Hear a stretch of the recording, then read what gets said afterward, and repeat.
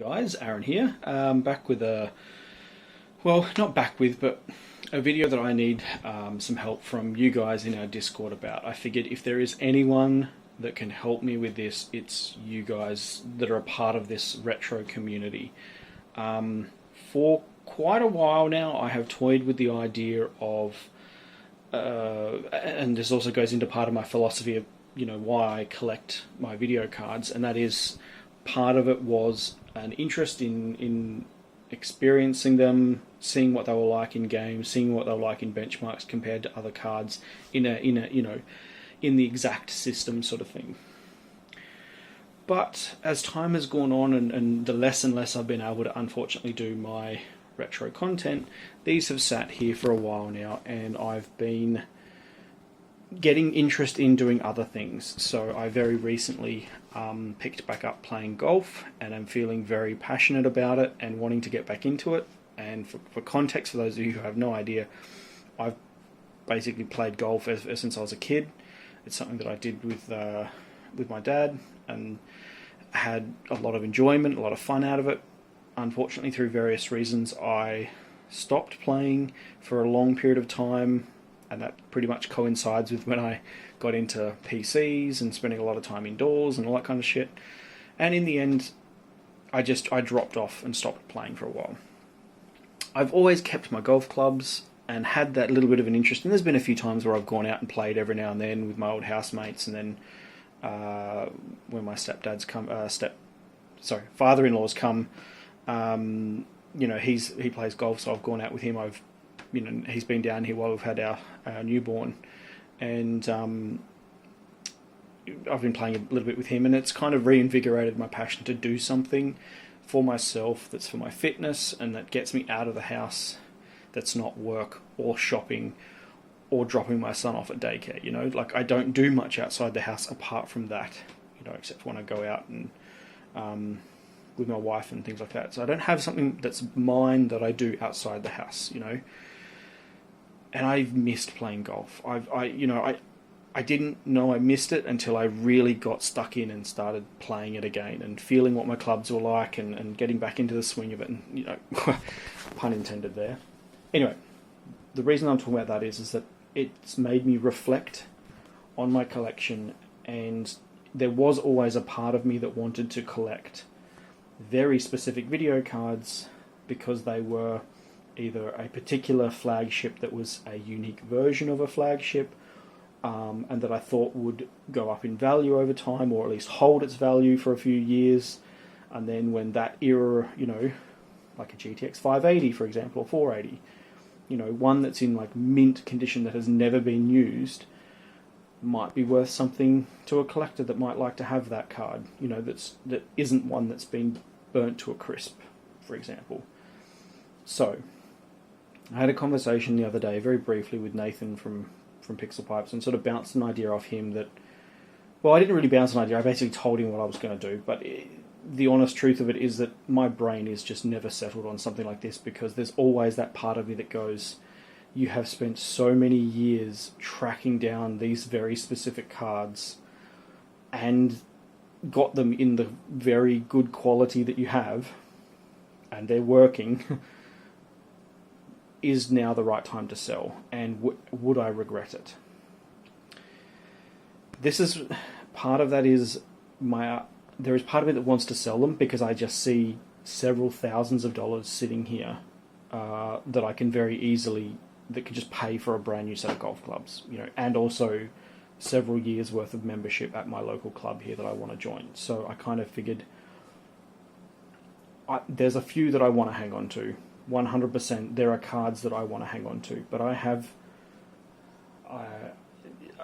let's just say in my collection, because I have a few cards that I wouldn't class as in my collection, I kind of just have got them in drawers. I've got just over 150 cards. It is going to be damn near impossible to sell every single card all at once, or let's say 100 of those 150, it would be impossible. It would be a logistical nightmare for me to sell them individually. So I bounced a few ideas of what I was thinking of, doing with Nathan, and didn't get a huge amount of feedback, but I think he's a bit busy and stuff at the moment. And I kind of thought, well, let's open it up to you guys. I have questions. Is now the right time? And a right time for the cards that I'm going to show you as an example, right, of what I'm thinking of doing. Is now the right time? Am I being realistic in the value of what I'm looking at getting for these? Is it realistic, or you know, I'm not someone going out there trying to scalp someone for old cards. You know, these are cards that I know they're very well looked after. They're not rusted. They're fully working. They don't have, you know, missing SMDs off the backs, things like that. And they've also been, you know, refurbished and looked after. So I know there's a bit of value there, but whether that's valuable to someone else or a collector or what, I don't know. Do these hold the value that I think they hold? And I know that's going to be a subjective thing. So I know I need to adjust my reality of what I'm going to be able to sell these for. But rather than try to sell them individually and then, you know, get stuck with a few odd ones that just don't want to sell, I'm thinking of selling them in sets.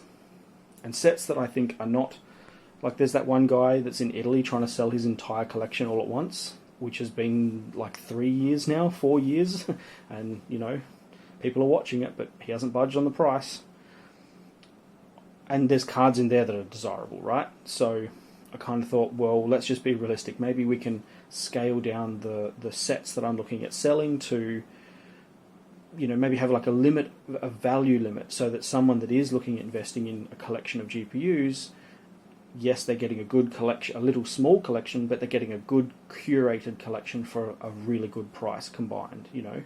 So let me flip the camera around. Let me stop this, restart it, and let me talk you through what I'm thinking, at least as an example. Right, so here in front of you, you can see my GeForce PCI Express collection. This is not all of them. This is an example selection of what I might want to sell.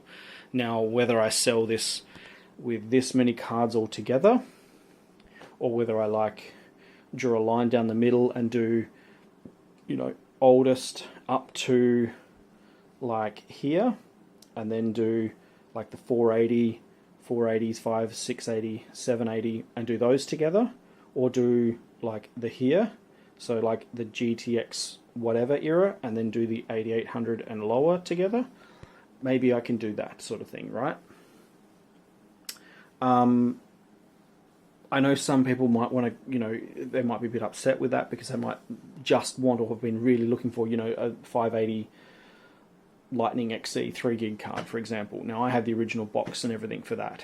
I actually recently picked that one back up for an absolute bargain. So, it because I originally had one of these, but I didn't have the box for it. It had some issues with it, and so I sold it for a fair price because someone made me an offer for it. And I thought, well, I'll pick one up eventually, and I happened to find another one locally here in Australia, and you know, in box that's in really good condition, so I picked it up. And it completes the set of what I had, so it would have been a gap, because I actually have another 580. I actually have an EVGA, just a standard 1.5 gig 580 with the blower cooler with the nice blue design, but I really like that, and that was actually technically one of the first cards I bought my wife for her PC. Technically, this was the first card that I bought her, an older version of the 295 dual chip card, but again, I bought that card when it was second hand already. It had some heating thermal issues. I sold it, bought her a 580, put that in, and she ran that for a while. And I want to keep the 580 because I actually like it. I like the EVGA 580. So it's a nice one I'm going to keep. It's one of the ones that I've had the longest in my collection, and it was bought originally for my wife, so I want to keep it. But as an example, this is one I was talking about. This right here is a brand new mint condition 480. This one is an OEM. It's like a replacement card, like it's like a bulk card you buy in bulk. It is brand new. It has never been used except for like, and one way to really tell, rather than just have someone do a good clean, well, the metal's in outstanding condition too. Let's see if my phone's going to focus. Focus, please, on here. Nope. Are you going to focus? Oh God, please focus.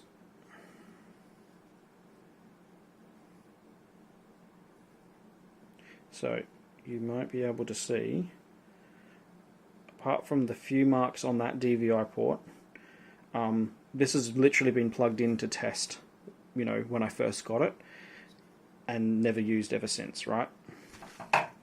Those cards were known for cooking themselves because of how hot they got, and a lot of people had them in SLI. And then I have the Amp Edition 480. It's again, an excellent, in excellent, condition. The sticker's really good. The fan's got a little crack in it, but the fan is on still securely. It still works fine. It doesn't rattle. Card works beautifully. This is my Hall of Fame, Galax Hall of Fame card. I have put this Arctic silencer on it myself because the stock cooler had a broken fan on it, and I could never find the replacement fans, even going over Audi Express, for example, trying to find the replacement fans for this card. I don't know why.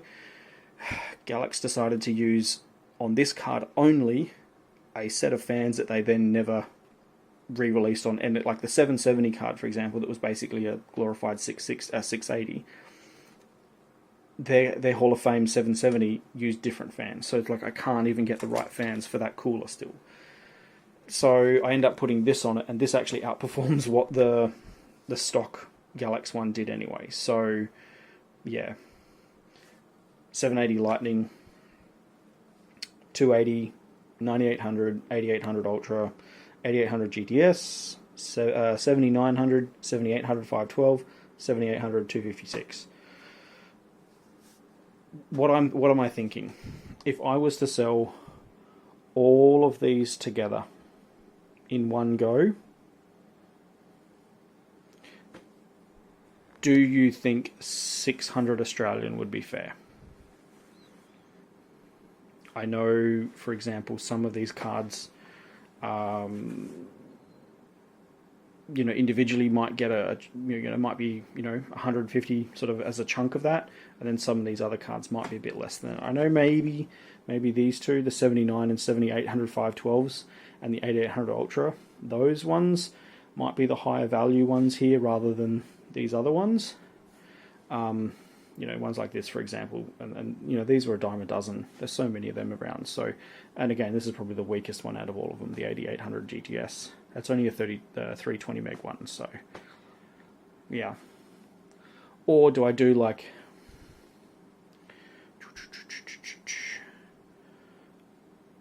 to there, so all of those, right, at like 300, and then do all of those other ones at 300?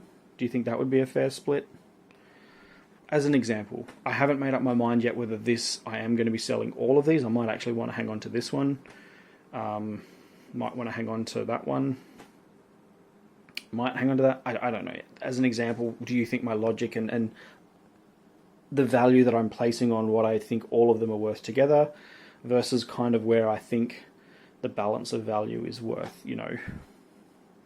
there are a few cards in my collection that I will be selling individually, because they will pull a few hundred themselves, and so it makes more sense to sell those ones on their own. Whereas if someone that might want a complete collection of, that's 7800 all the way up to the GTX 780, right? 7800, 780. See what I've done here? It's the whole flagship collection with that one included, up to, except for the 285. But I'm keeping my EVGA classified 285. Sorry, that one's off. That one's definitely off the cards. And then again, when I do my ATI cards, I'm going to do a very similar thing. My mind in the cards that I want to keep are going to be probably a couple of my Voodoos, and then mostly my early AGP stuff. Right, that's the sort of stuff that I'm wanting to keep. Long term, I don't, because I think those cards are going to go up in value, especially my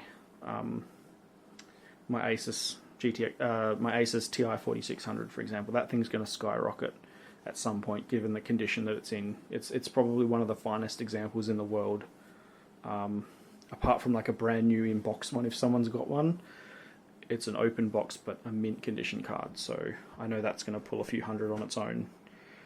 But again, I'm going to do a very similar thing with my ATI cards. I was also thinking of doing because I have my Ruby collection, right? That's now finally got both the single HT 3870 engineering sample and the 3870X2 engineering sample, both with the Ruby coolers on them, right?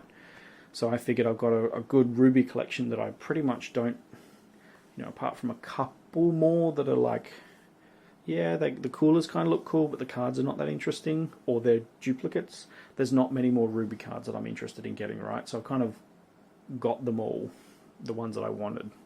So that's another set that I could do all together. Do all my Ruby cards with the 2 engineering sample ones, all together. So someone who just wants to get all the ATI Ruby cards, they could. And then I would do a similar thing for the rest of the Radeons, and then a similar thing for the AGP cards that I don't want to keep. I would do a similar, half split or full split or whatever. And some of the individuals, like if I group all the, from my 8500, as in my Radeon 8500, all the way up to like, the last era AGP cards. Not that one, that's the 3850, but like I've got a 1950 Pro AGP card, like up to that card, and all of, things like that. So am I crazy for doing this? Should I hang on to this entire collection for longer? Does the mass of my collection, is that where the value lies in doing this idea of what I've got, but in another 5 or 10 years? Does that make more sense? Or would I be right in drastically downsizing my collection? Because if I'm not going to do it like just the GeForce cards, if I'm going to commit to selling, I'm going to be selling 80% of my collection, near enough. If I have 150 odd cards now, I'm going to have less than 20 left in my collection, because I want to have enough to like put up here. Enough to just chill out up here, and they would be the ones just up there. So, yeah. So what do you guys think? Hit me with the reality. Am I crazy for thinking the value of what I'm asking for these is fair? I understand selling them.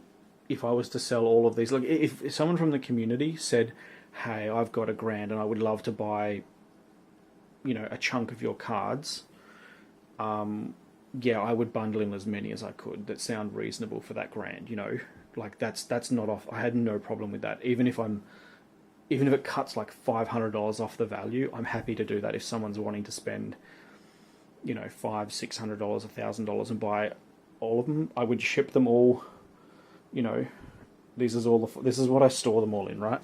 They all get stored in these with that, all the bubble wraps, and they all get stored up there, stacked up.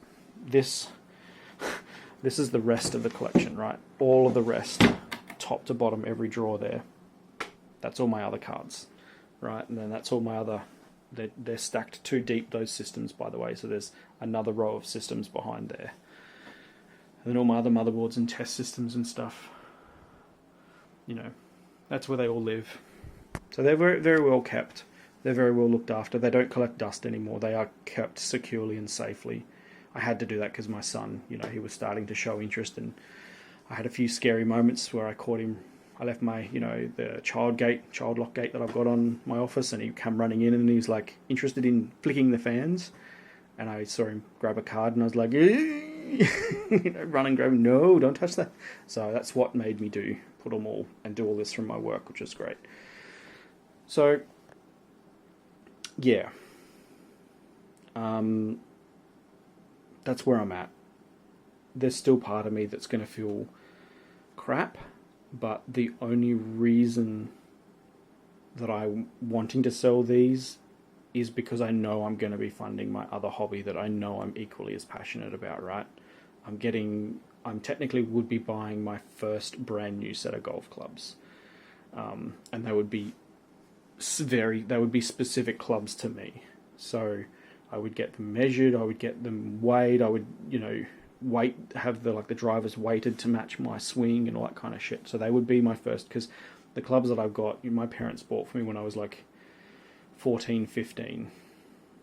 And those things have been used and abused like crazy. They have been truly awesome clubs, but they have outlived their life, unfortunately, and they are holding me back in some ways. You know, I've had to get a replacement driver because the original drivers were just no longer suitable for the modern style of golf, if that kind of makes any sense. They're very 90s, and golf has moved on very far from then in terms of driver technology, and your fairway woods, they've changed, and the way that you perceive playing the game now has changed drastically. So the type of shots that you do, the way the pros are teaching you, the way clubs are made are very different now, in a sense. So I'm looking at refreshing my clubs to something modern for me, and it would also then encourage me to maintain that hobby, right? It would encourage me greatly to get out and keep that hobby going, and not just stick the clubs in the corner of the shed where they've been for the last 15 years or so, collecting dust.